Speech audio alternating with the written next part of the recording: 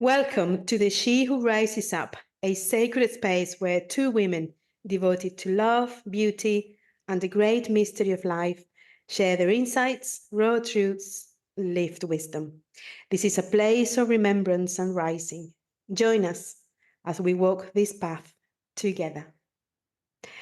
Hello, sisters there over there. This is Gema, and today I have the immense pleasure to interview my sister Lara, obviously the co-host of this post. It would be a delight for you to know Lara a bit deeper, and I hope that with the questions that we prepared, you can see beyond what you've seen so far, the beauty of what she is. You won't be able to see the outside, but the inside will be revealed, I'm sure. And we will make sure of that the brightness that she's comes up for you to see and experience and feel. So, Lara, welcome to our podcast. Woman. Thank you for having me. How are you feeling? Actually, I'm feeling a little bit nervous because it feels as if, we're going to get a little naked here. So yeah. How are you? How are you, by the way? I'm good. I'm really delighted to make you the question so that people can get to know you much better. It could be a gift for them. So Wow. delighted to be asking you go. questions and sit back and listen to you. Let's go. Let's go. So everyone knows where everyone who listens to the podcast knows Lara as the co-host of She Who Rises Up. But who is Lara? Who is Lara Khalaf?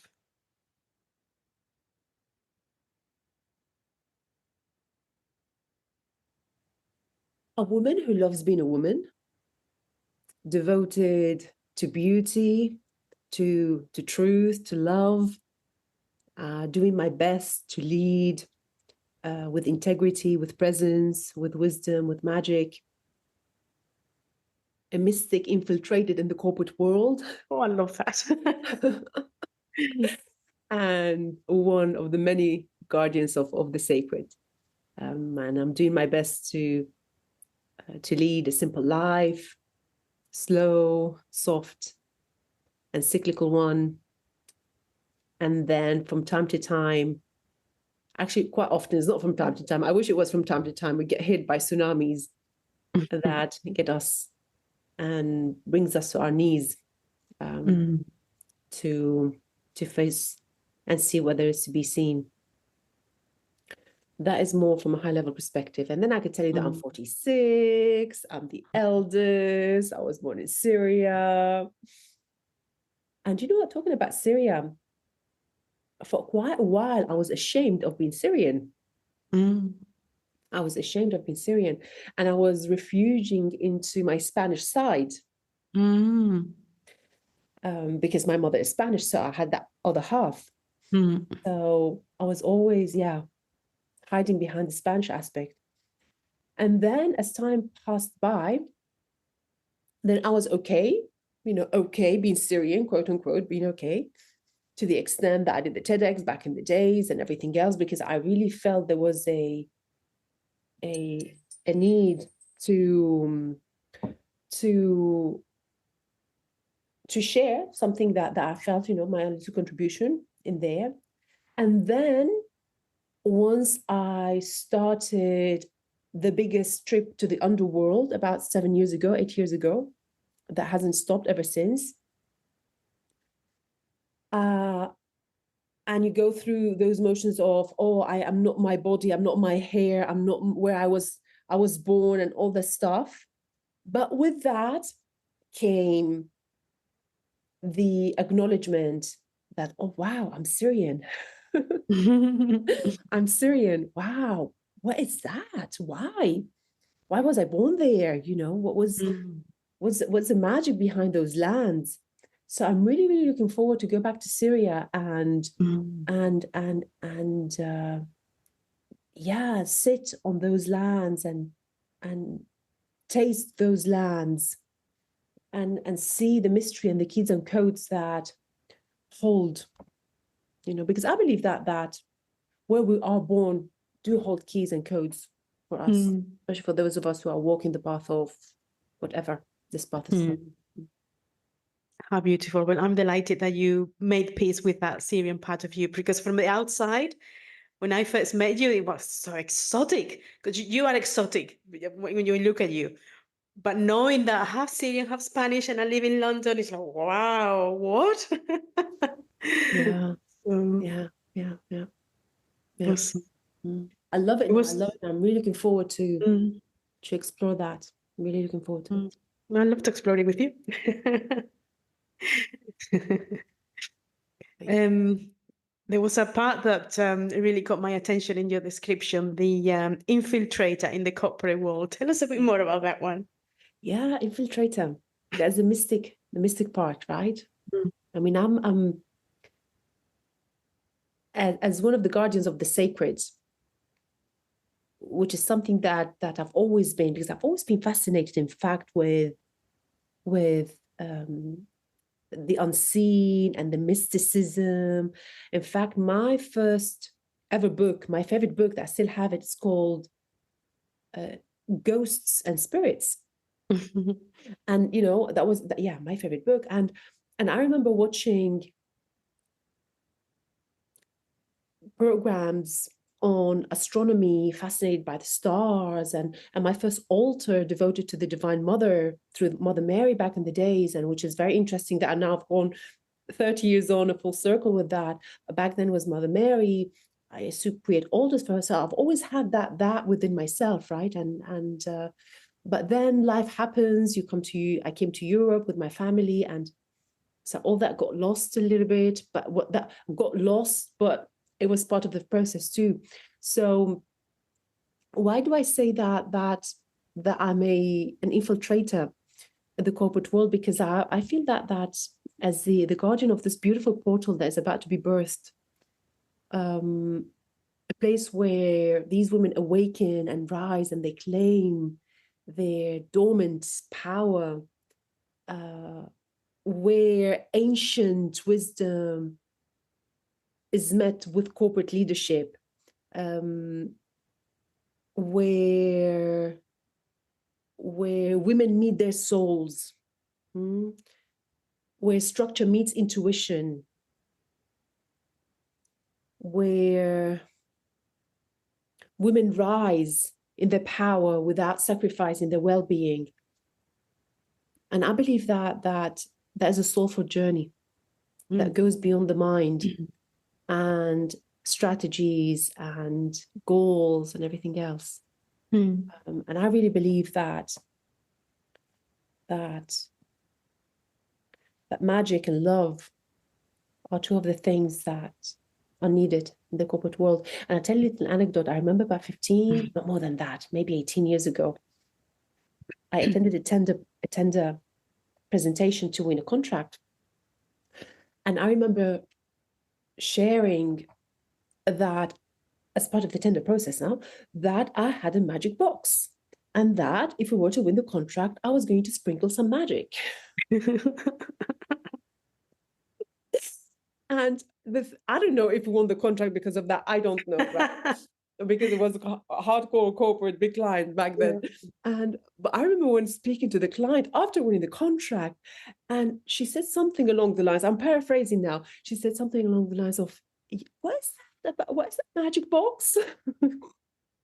What's the magic box you were talking about? Can you tell us more about it? So, yeah, magic. Yeah. That's so cool. I love that, because I mean, I think your work is so important. I believe there are many women in the corporate disguised as maybe half men, or not being able to explore or express the nurturing side as a woman. And as women, we want to be like that. We want to be feminine. We want to be nurturing. We want to give. We want to love people. And the environment that's created in a different way maybe doesn't allow us. So what do women need to hear about that? What can they do? First thing that women need to know is that we are not men in dresses. And this is something that I learned from another very powerful coach. So I'm taking that from her, that we are not men in dresses. So let's stop behaving and let's stop acting as such in the name of systemic and high level corporate agendas. So that is the first thing that I would like to say. So it is an opportunity for us to, when they say the rise of the feminine, that is what it is, right? It's like we're bringing forth that ancient wisdom that is not so ancient. Yeah. It's very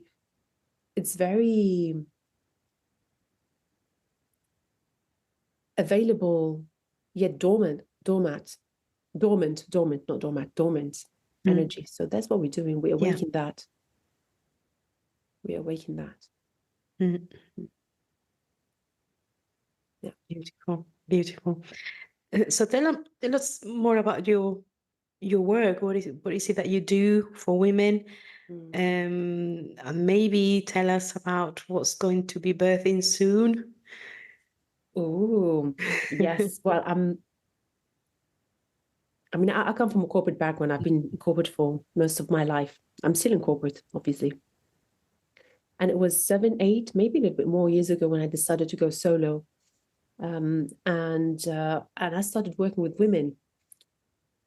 And now I know that I started working with women because I needed to work with my own womanhood.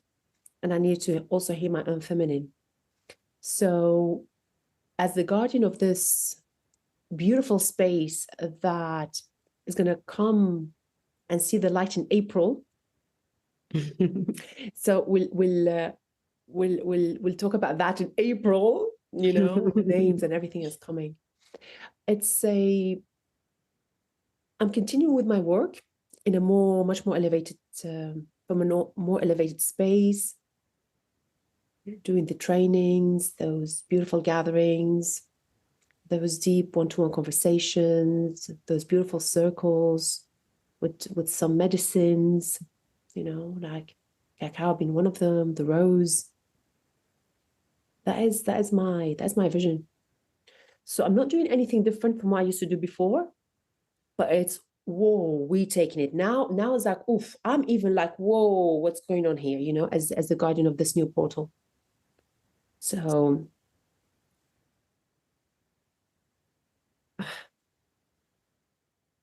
there's nervousness around that. There's nervousness. In fact, I'm preparing for a group of my most close sisters to gather and bless this beautiful space. So it's going to happen in April. And I'm really looking forward to see what that unfolds and how we can share the wisdom, right? So and this is something that we talked about so many times, yourself and myself, with this whole concept of purpose. Is that my purpose in life? I don't know if that's my purpose, but I love it. I love it. It brings me so much joy. It's wisdom that it's activating women, that is making our life easier, that's making our life more. It's like there's that feeling of of breathing. So I'm going to continue doing it until it doesn't bring me joy, or I don't see the beauty, or I don't love it anymore. Yeah. Awesome. And that's what's needed as well. People in general, not only women, with that passion for what they're doing. What can you tell to women who maybe are in a moment in their lives where they cannot find that passion for something? They don't know what to do. Maybe they've been going through a divorce like me right now, and they're a bit lost or going through menopause, God knows. And they can't find that passion that once used to drive their lives and their purpose, and they've lost it. Yeah.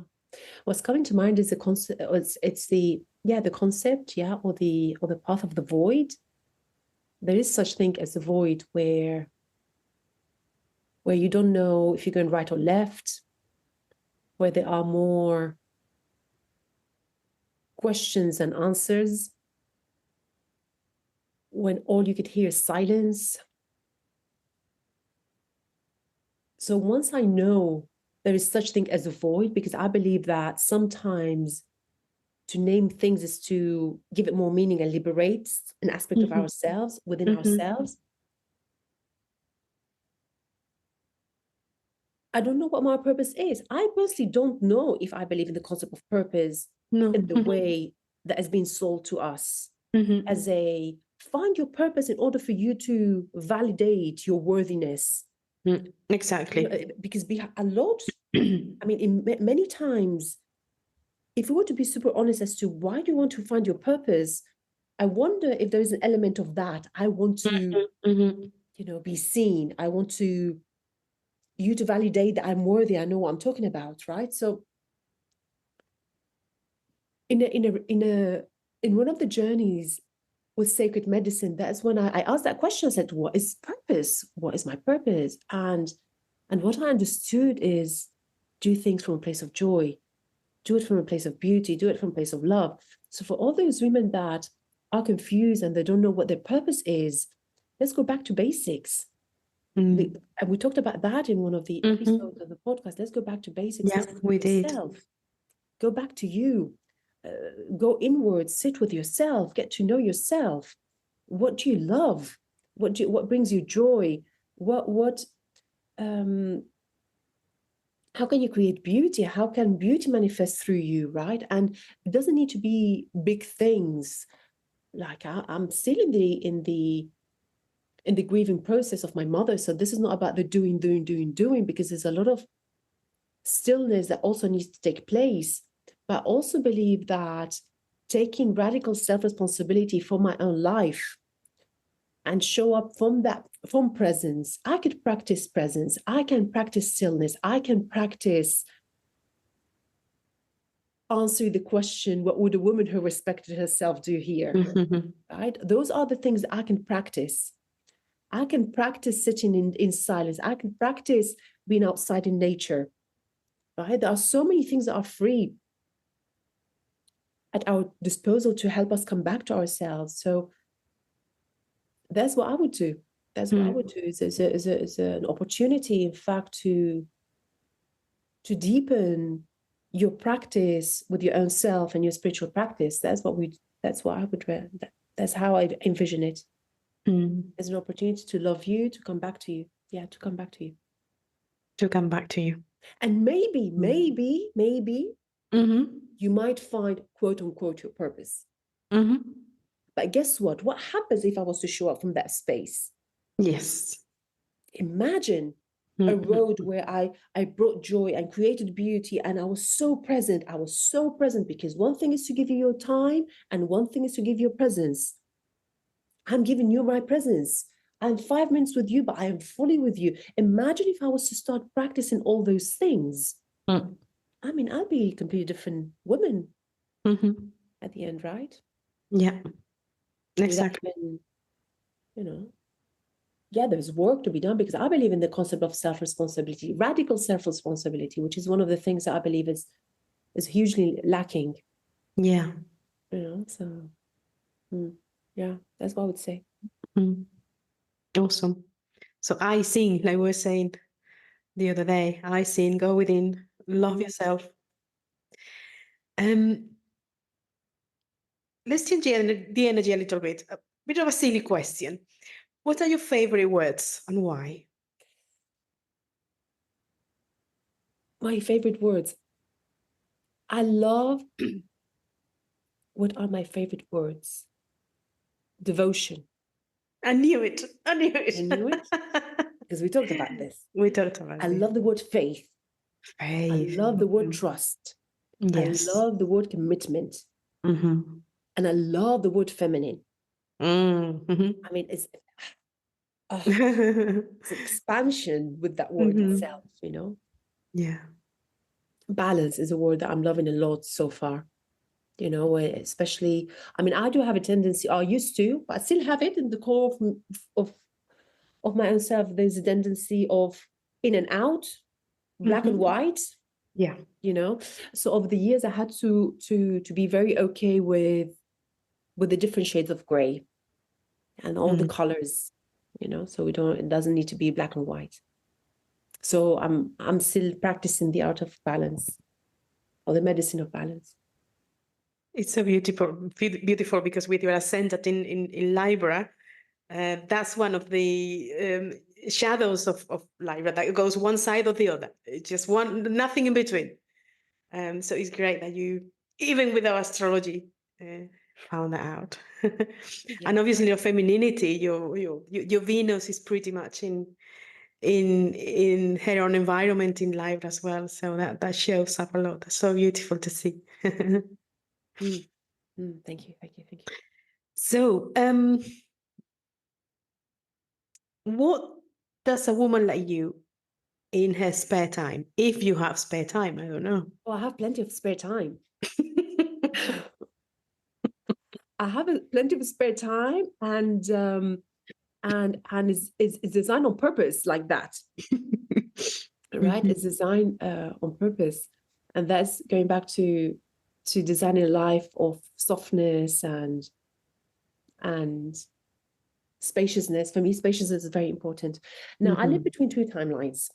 I live between London and Madrid with the family, and then when I'm in London, I'm here with my own energy and my other stuff. And so number one, that is a challenge for me, I have to say. Living between these two timelines is a huge challenge. But for the time being, I'm holding that space. And so things that I do in my spare time, lots of reading, lots of studying, lots of contemplation. I mean, I ritualize the shit out of everything anyway. So there's lots of, lots of that, you know, even making a cup of tea. For me, it's a beautiful opportunity to make it intentional and more beautiful. Love vintage shopping, for example, flea markets, secondhand shops. But cultivating beauty is very important. Yeah, beautiful. Cultivating beauty. So these are some of the things, but a lot of time on my own and speaking with you all day. Yes. In the spare time, during whatever we're doing. Yeah, it's rare. We have some days that we don't speak, or maybe in the evening, and it's like, what happened? What happened? Yeah, it's rare. It's rare. Exactly. But that is one thing that it's like the eating or drinking water. It's like speaking to each other has to. It's part of that, right? So yeah, it's part of the day, and it's beautiful. So going back to the corporate, to work, to these women who are in the corporate, living in or working in an environment made by men and for men. We mentioned the woman dressed in a men's suit. What other things? What other things are there for women to know in the environment that they can do? For example, to balance, as is one of the words that you mentioned, to balance work, family, her time for herself, to recharge and find her feminine again, her spirituality, her space. What else can they do?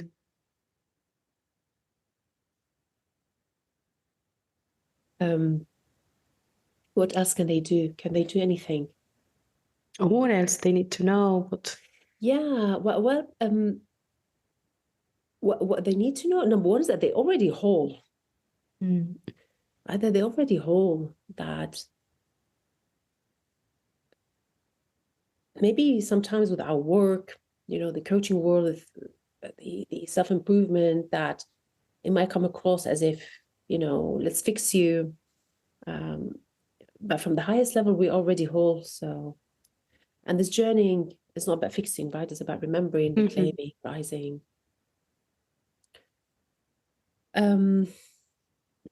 Remembering sacred practices, for me, is very important. Sacred practices, you know, to come back to the prayer, to trust, deeply trust deeply, deeply trust, the unshakable trust.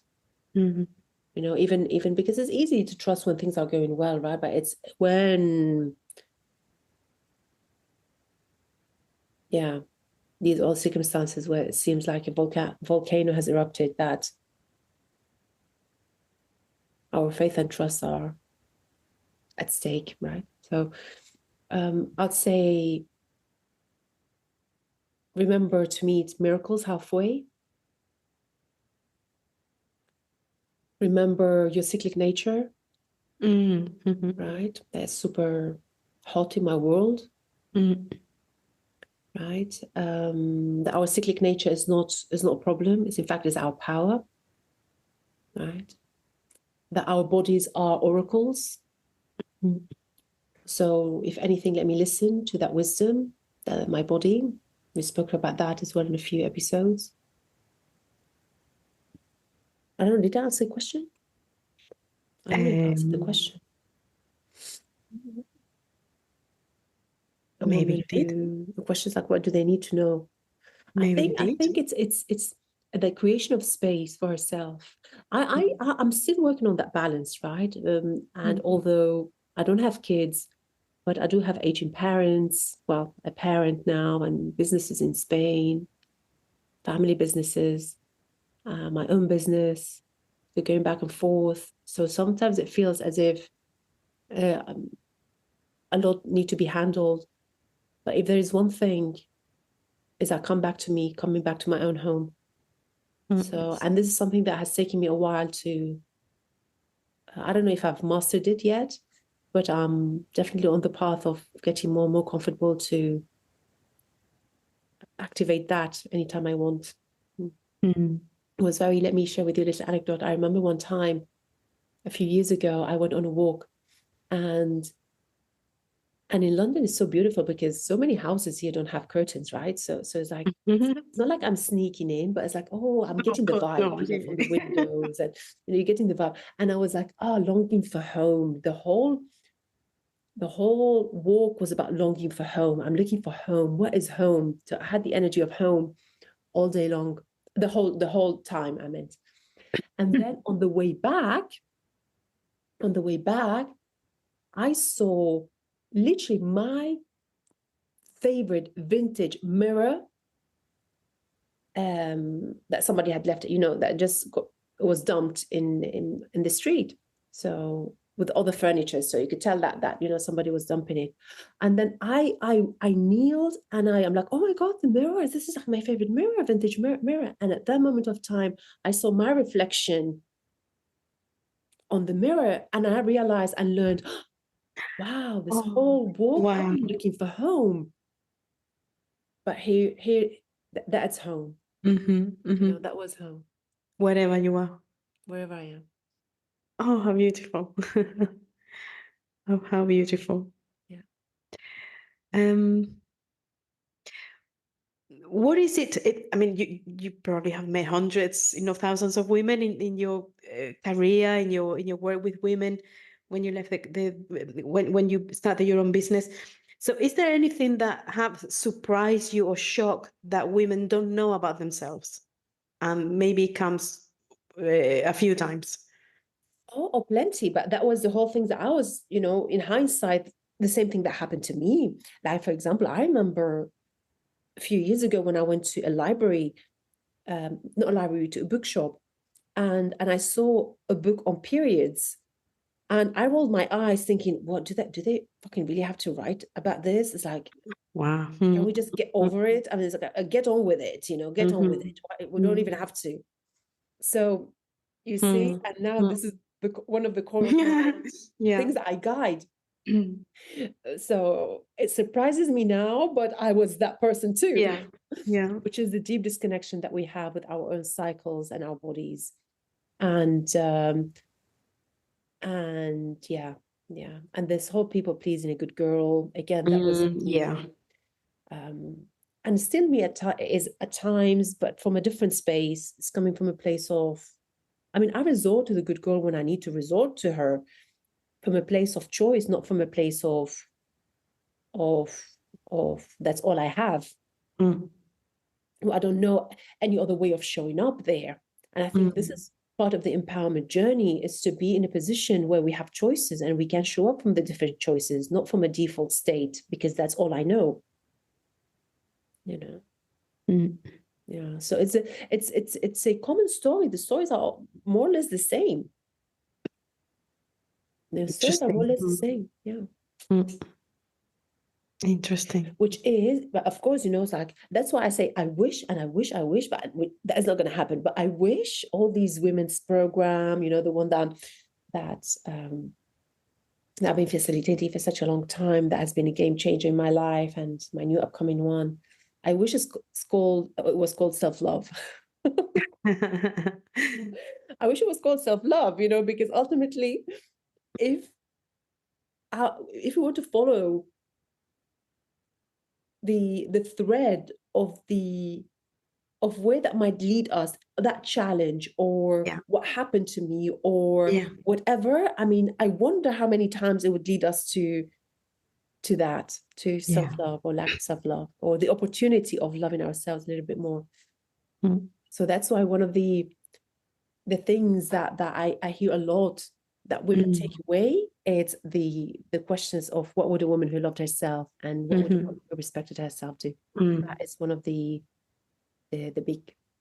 Those are great questions to have in your head when you don't know what to do, or if you're doubting whether what you're doing is the right thing to do, and to guide your life, to be guided by the self-love. Why is that? Why is that we all lack so much self-love and self-respect, and get lost in relationships? We could go. I mean, there's a whole entire podcast, I think, in there. I mean, it's where to begin with that. I really deeply feel that there is an attack on consciousness, anyways. And of course, imagine if we were empowered. Imagine if we were healthy people. Imagine if we were conscious people. Imagine if we were awakened people. I mean, it would be talking about a completely different world here, right? Yeah. Which is one of the reasons that I really believe that, and I know, obviously, we know that hence so many sacred plants are illegal in so many countries, because there's a huge doorway to awakening. Yeah. But that is, I think, at the highest level, but then it's multidimensional, right? We can break it down and down. There's so many layers to that. There's so many layers. You know, the food and the lifestyles and the living and working in a linear world that is not for us women, you know, and so much to say there, so much. Yeah, there is a lot, because you get to a point when you think, oh, well, I love myself, and you just started eating a little better or doing exercise.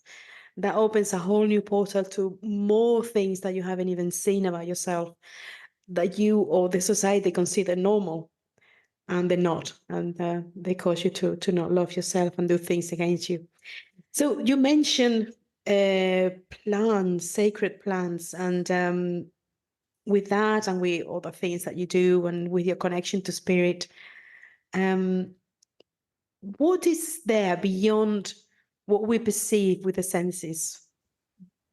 Life.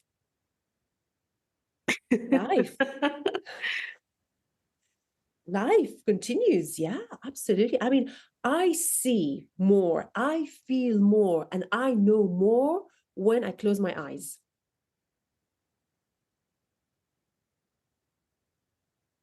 So life. But doesn't mean that this is not life. Or maybe, I don't know. Maybe this is a dream, who knows? Who knows? I mean, this feels life to me, but also that is life. It's like, oh, the expansion. I mean, that is like, oof, so big. So big. I remember one particular sacred ceremony where I thought I was going crazy. And I felt on the verge of I was about to jump into the crazy side, because it was so much, so much, so much, so much, so much. And then I remember walking in the fields and I saw something on the floor that I thought it was a quartz crystal. And I'm like, oh, fucking finally, you know, I don't have to pay for this. You know, I finally found one in nature. Nature gifted me one. And then when I went to pick it up, it was a pebble. And I'm like, oh, okay. And then I understood that all the wisdom and all the things I had learned during those 12 hours journey, it was like finding a pebble in the middle of the Wow. in the countryside, in the middle of the fields. It's nothing. Jesus. Right? It's nothing.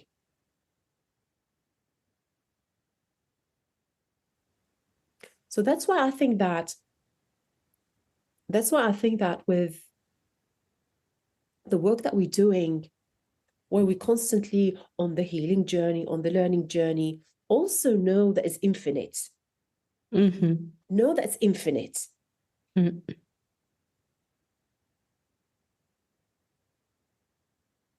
Will I ever be healed? To my level of consciousness, to my level of understanding right now, maybe in 6 months' time, I might change my mind because, you know, there's new information coming in. But right now, as I know, I'd say no. I'll die unhealed. There's always something new when you're there. Yeah. Right? Quote unquote. I'll die ignorant.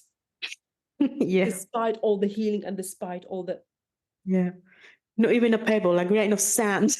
Yeah, like a grain of sand. It's like that pebble was like finding a grain of sand on the beach. It's exactly that. You know, but it's fun. It's fun at the same time. It's not like, oh, don't heal, don't do. No. We're doing it. We're hardcore here, you know, full on with it. But also know that it's a never-ending story. Yeah. Well, knowing that makes you wonder why we rush so much. You just take the feminine approach and slow down and take it easy and enjoy life. Take your Venus energy and enjoy everything that this world has to offer, right? Because if we're never going to heal, maybe we don't even have to heal. Yeah. Let's enjoy life. Yeah. So what does Lara do to enjoy life, apart from all the things you've mentioned? Talking to you. No. Yeah. My dogs. Yeah. My mom's dogs, actually. And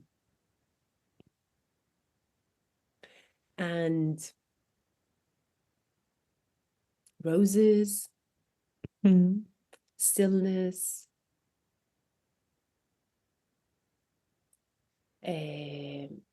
wisdom.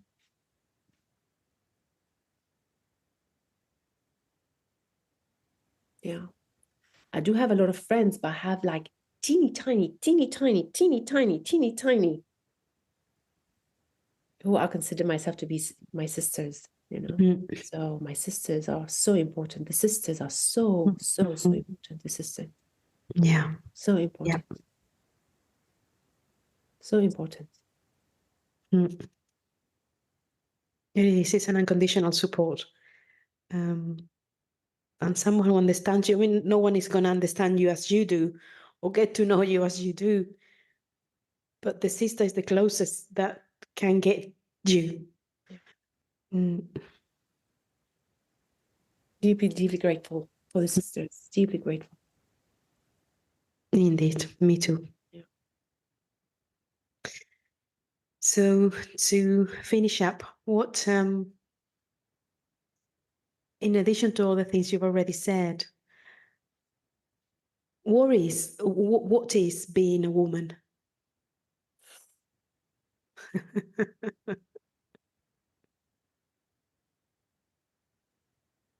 You know, that's a controversial question, right? No, why? You don't know? Okay. I'll tell you offline then. Okay. Anyway, this is a controversial question. Oh, really? FYI. These days. Okay, I get you now. Okay, Yeah, these days. It seems to be a controversial question. Okay. All right. So let me share what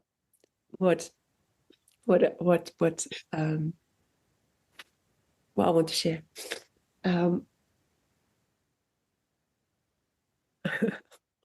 So we know, you and I know about women who are born as women in a woman's body. So that's what we can talk about, right? I don't know about anything else. So from that perspective. From that perspective, absolutely, absolutely. So for me, being a woman, I mean, for me, she's poetry. And she is, exactly. She is the verse of the universe. That's women for me. She is the rhythms of the earth. She is the wisdom keepers and the wisdom holders and the whisperers of the intuition and the voice of God on earth and the keepers of life and the bringers of life, the guardians of life, the creators of communities. My God. My God. That's huge. What a wonder. What a wonder.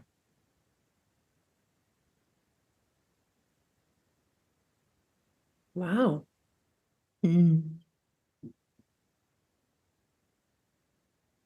Wow. Marvelous. And everything else. Everything else. And everything else. Yeah. I mean, I'm not a mother. I chose not to be a mother. And it was a conscious choice. Because I feel that, well, I have a lot to say about that anyways, but we'll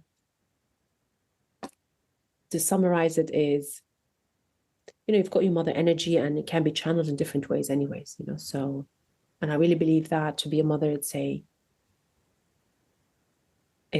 should be a conscious choice and an evocation as well, right? Anyways, I'm going to leave it here because I get too wrapped up and okay. and I have a lot of opinion to say on this. So leave it here. So is there anything you would like to say about you, your life, or anything that haven't been said already?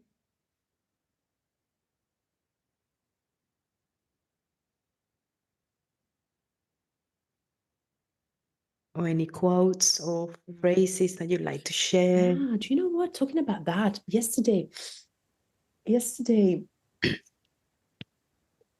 I learned a quote that blew my mind. And I'm a big quote collector. In fact, my mother was a quote creator. She created her own quotes, and she was a very wise woman. Yeah, and so since always I've been, involved in that energy of quotes, the wisdoms, right? That's how wisdom gets shared, and it's by Rumi. It says, "The truth was a mirror in the hands of God. It fell and broke into pieces, and everybody took a piece and they looked at it and thought they had the truth." And that, for me, through a video that you sent me, in fact, when I learned that, I'm like, wow, that feels so good. Right? Like, your truth is as truthful as my truth. Yeah. Your it could bring peace to the world if we embrace that quote. Absolutely. The truth was a mirror in the hands of God. It fell and broke into pieces, and everybody took a piece of it and they looked at it and thought they had the truth. Yeah. Especially during 2020, where it was a massive portal for the entire world, where some of us thought that we held more truth than others. In reality, we all held a piece of that truth. A piece of that truth, yeah. Yeah. And we all thought we had the truth. Well, we thought we had the big truth. Yes. We know better. We know better.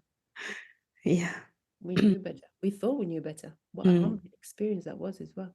Yeah, indeed. What a humbling experience. Indeed. Thank you. Thank you. It's been a pleasure listening to you and asking you these questions, and a delight that people are going to get to know you a bit better, because I have the privilege of be talking to you every day, all day long. So it's I great. know what's coming next, because I'm going to interview you, woman. Yeah, but still you're on the spotlight at this time. So let me finish by thank you with all my heart, from the depth of my soul, for the sisterhood that we share for a few years now. It really lights me up when I see in astrology there's something called synastry, and you can put two charts together. And Lara and I had the her moon and my sun in Taurus in the same degree. And I think that's the greatest, for the little I know about astrology yet, is the greatest combination for a relationship of any type to have. And it is the truth. It is the truth for me. It's been a delight knowing you, getting to know every day a little bit more, and receiving your messages. I have a special sound just for you, and there she is. And thank you for showing me what being a woman is. I have learned to love being a woman thanks to you. Oh, thank you. So thank you. Thank you. Thank you, everyone. Thank you. And thank you. Thank you, everyone. And hope you enjoyed. And see you in the next episode. Lots of love. Ciao. Bye-bye.